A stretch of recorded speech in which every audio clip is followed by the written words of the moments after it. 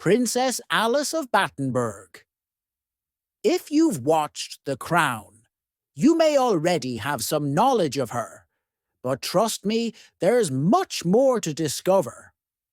Her life was a complex and often tragic journey filled with personal hardships, political turmoil, and a deep commitment to charity. Princess Alice was born on February 25th, 1885, at Windsor Castle into one of Europe's most interconnected royal families. She was the great-granddaughter of Queen Victoria, the mother of Prince Philip, and, by extension, the mother-in-law of Queen Elizabeth II. Her lineage was deeply tied to multiple European royal houses, but her life would be anything but privileged and carefree. From birth, Alice faced a significant challenge. She was born deaf. Her mother, Princess Victoria of Hesse and by Rhine, quickly noticed that Alice wasn't responding to sounds. At the age of 4, doctors confirmed that she was congenitally deaf. However, rather than allowing this to define her, Alice developed an extraordinary ability to lip read. She learned to speak fluently in English, German, and Greek, despite never being able to hear a word. This determination and adaptability would characterize her entire life. As a child, she was described as lively, intelligent, and strong-willed, though sometimes difficult to manage.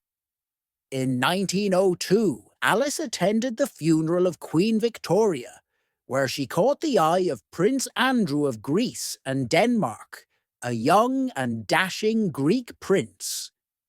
The two quickly fell in love, and by 1903 they were married in a grand ceremony at Darmstadt, Germany, followed by an Orthodox wedding in Athens. Alice became Princess Andrew of Greece and Denmark, and the couple settled in Greece, where Andrew pursued a military career. Alice, meanwhile, dedicated herself to reading, painting, and charity work. She was deeply religious and took an increasing interest in theology and humanitarian efforts. In 1908, Alice visited her aunt, Grand Duchess Elizabeth Feodorovna, in Russia. Elizabeth had renounced her wealth and become a nun, devoting herself to caring for the poor. Alice was deeply inspired by her, but tragedy struck in 1918 when Elizabeth was murdered by the Bolsheviks during the Russian Revolution. Alice and Andrew's life in Greece was turbulent. In 1912, Alice worked as a nurse during the Balkan Wars, personally assisting in surgeries and setting up field hospitals. This hands-on approach to humanitarian work would become a defining feature of her life. However, political instability in Greece meant that Alice and her family were frequently in danger. Her brother-in-law, King Constantine I, was forced to abdicate, and in 1917, Alice and her family were exiled to Switzerland. They returned to Greece briefly in 1920, and Alice gave birth to her 5th and youngest child, Prince Philip, reportedly on a kitchen table. However, their return was short-lived. In 1922, following another military defeat, Prince Andrew was court-martialed and sentenced to death. Only the intervention of Britain's King George V saved him, and the family was forced into exile again, this time permanently. The family fled to Paris, living modestly with Alice's relative, Princess Marie Bonaparte. Andrew, deeply bitter about his exile, distanced himself from his family, while Alice withdrew into spirituality and charity work. By the late 1920s, Alice's behavior became increasingly erratic. She experienced what she described as religious visions, believing she had been chosen by God to perform miraculous healings. She also claimed to receive divine messages from Jesus, the Virgin Mary, and even Buddha, instructing her on her daughter's future marriages. Her family initially dismissed these behaviors as eccentric, but soon became alarmed. Her mother, Princess Victoria, described her condition as anemia of the brain, while her husband, Prince Andrew, was frustrated and distant. In 1930, Alice was forcibly committed to a psychiatric hospital in Germany, where she was diagnosed with schizophrenia. Alice spent over 2 years in psychiatric institutions, during which she became estranged from her family.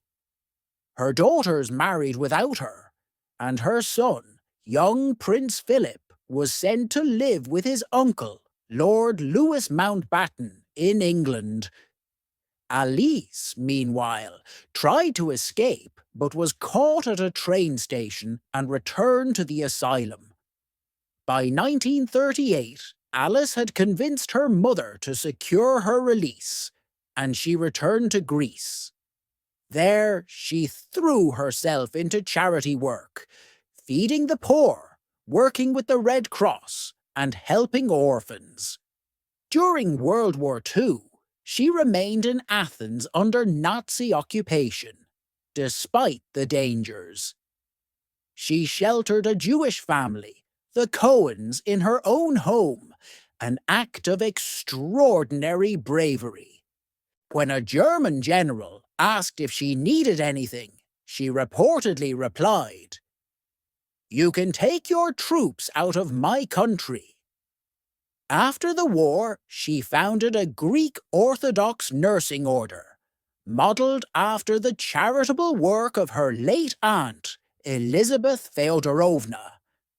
Alice's later years were spent in relative obscurity. In 1953, she attended Queen Elizabeth II's coronation, wearing a simple nun's habit, a stark contrast to the opulence around her. She lived in Greece until 1967, when a military coup forced her to leave. With nowhere else to go, Alice was invited to live at Buckingham Palace by her son, Prince Philip. She spent her final years in a small suite, physically frail, but mentally sharp. She passed away on December 5th, 1969, at the age of 84, having given away all her possessions. Her remains now rest in Jerusalem, in the Church of Mary Magdalene, a place she had long admired. In 1993, she was posthumously recognized as Righteous Among the Nations for her role in saving Jewish lives during the Holocaust. Her life was one of extraordinary hardship and resilience.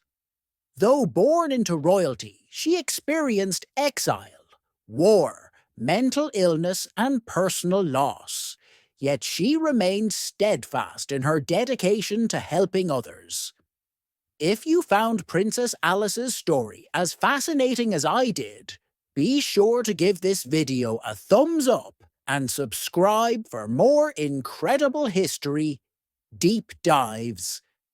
Let me know in the comments what historical figures or topics you'd like to see next. Until next time, take care and keep exploring the past. Thanks for watching, and see you in the next video. Bye.